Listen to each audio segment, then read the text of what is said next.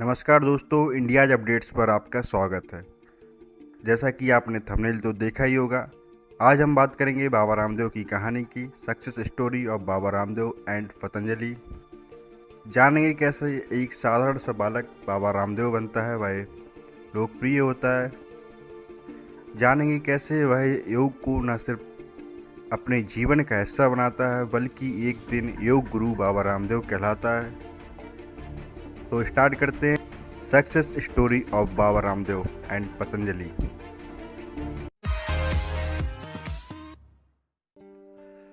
बाबा रामदेव का जन्म 26 दिसंबर 1965 को हरियाणा के महेंद्रगढ़ जिले के सैयदपुर गांव में हुआ था। इनका जो वास्तविक नाम था, मूल नाम था, वो था रामकिशन यादव, और इनकी माता का नाम गुलाबो देवी था तथा इनके पिता थे रामनिवास यादव। बाबा रामदेव की अब शिक्षा के बारे में जान लेते हैं। इनके पास ही एक गांव था शहजादपुर, जहां से इन्होंने 8 तक की शिक्षा ग्रहण की। उसके बाद उनका दाखिला खानपुर गांव के गुरुकुल में हो गया, जहां उनके आचार्य थे प्रद्युम्न तथा एक योगाचार्य बलदेव जी, जिनसे वह वेद, संस्कृत व योग की शिक्षा ग्रहण करते थे। अब जानते हैं वो कहानी जिसने बाबा रामदेव को योग गुरु बना दिया। जब बाबा रामदेव 8 वर्ष के थे तो ये कहा जाता है वह स्कूल से लौटते समय गिर पड़े, जिसके बाद उन्हें डॉक्टर को दिखाया गया, और जब डॉक्टर ने बताया कि इन्हें लकवा मार गया, लकवा की बीमारी हो गई, जिसकी वजह से बाबा रामदेव के शरीर का जो बाएं हिस्सा था वो काम करना बंद कर दिया। उसके बाद कहा जाता है कि उन्होंने खेल कूद की जगह पुस्तकें पढ़ना प्रारंभ कर दिया, जहाँ उन्होंने योग के बारे में पढ़ा और उन्होंने जाना कि योग करने से मन और शरीर पर काबू पाया जाता है, और उन्होंने योग को अपनाया, योग को जीवन का हिस्सा बनाया और वह पूरी तरह ठीक हो गए।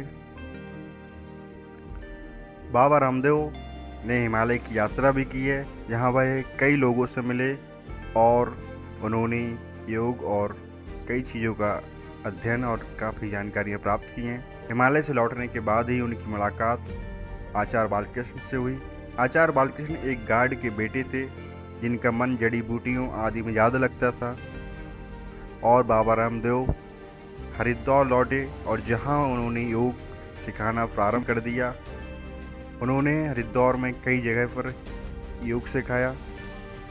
इसको देखकर एक गुजराती व्यापारी उनसे प्रभावित हुआ और उसने बाबा रामदेव को गुजरात आमंत्रित किया और वह गुजरात ले गया, जहां पर एक शिविर का आयोजन किया। उस शिविर में लगभग 2000 से भी अधिक लोग आए थे। बाबा रामदेव के नाम के बारे में कहा जाता है कि जींद जिले के कलवा आश्रम में जब उन्होंने दाखिला किया था तो उनके जो गुरु थे वो थे आचार्य बलदेव। उन्होंने बाबा रामदेव से कहा था कि राम और कृष्ण दोनों महान हैं, लेकिन प्रकृति और प्रवृत्ति दोनों की अलग अलग है। किसी एक को चुनने के लिए जब कहा गया, बाबा रामदेव ने राम को पुरुषोत्तम रूप बताया और अपना लिया और उनका अपना नाम राम रख लिया। इसके बाद बलदेव ने अपने नाम का देव उसमें जोड़ दिया और वह बाबा रामदेव हो गए।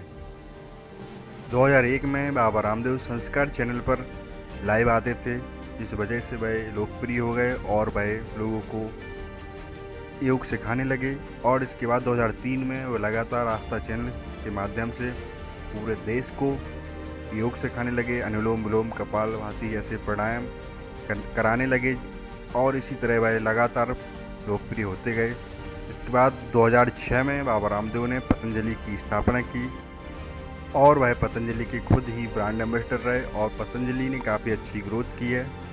इसके बाद बाबा रामदेव जब चर्चा में आए, जब देश में भ्रष्टाचार के खिलाफ एक माहौल था, दिल्ली के रामलीला मैदान में उन्होंने अन्ना हजारे के साथ भ्रष्टाचार के खिलाफ अनशन किया, इस वजह से वह चर्चा में रहे और वह पतंजलि के जो टर्नओवर है लगातार बढ़ रहा है, इस वजह से लगातार वो चर्चा में रहते हैं।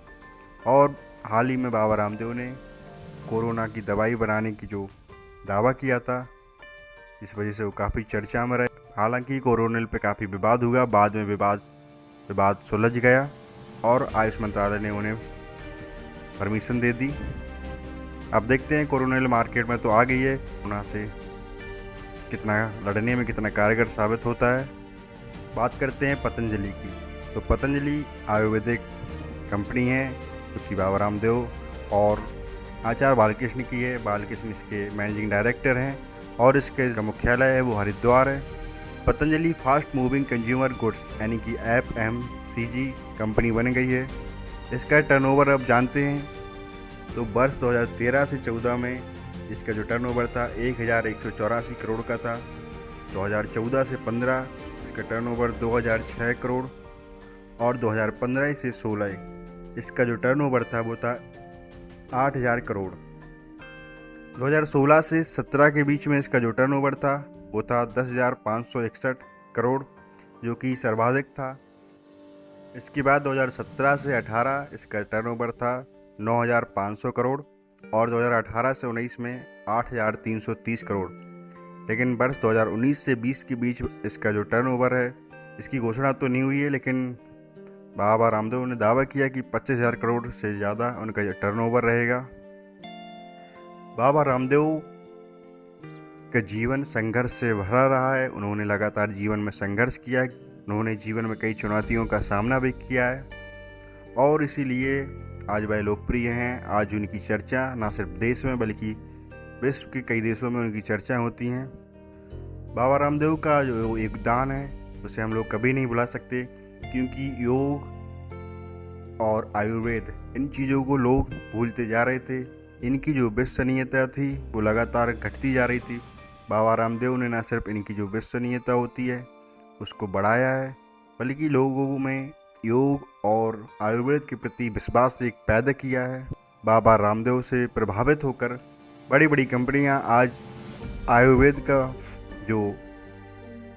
का विज्ञापन अपने प्रोडक्ट्स में कर रही हैं। आज न सिर्फ भारत में बल्कि पूरे विश्व में लोग योग को बड़े पैमाने पे अपना रहे हैं और बाबा रामदेव के योगदान से ही, उनके प्रयास से ही आज प्रधानमंत्री नरेंद्र मोदी और बाबा रामदेव दोनों के सहयोग से आज पूरा विश्व अंतर्राष्ट्रीय योग दिवस जो कि 21 जून को मनाता है। आज भारत की जो संस्कृति थी उसको बनाए रखने का काम बाबा रामदेव ने किया है, जिसको ये देश कभी नहीं भूल सकता। आज देश के लिए गर्व का विषय है कि देश की जो खुद की कंपनी पतंजलि कई जो अन्य देश की जो कंपनी थी उनको पछाड़ रही है, उन्हें चुनौती दे रही है। दोस्तों, ये सक्सेस स्टोरी आपको अच्छी लगी हो तो इसे शेयर ज़रूर कीजिएगा और लाइक भी करें, और यदि आप चैनल पर न्यू हैं तो चैनल को सब्सक्राइब कर लें। आपका बहुत बहुत धन्यवाद।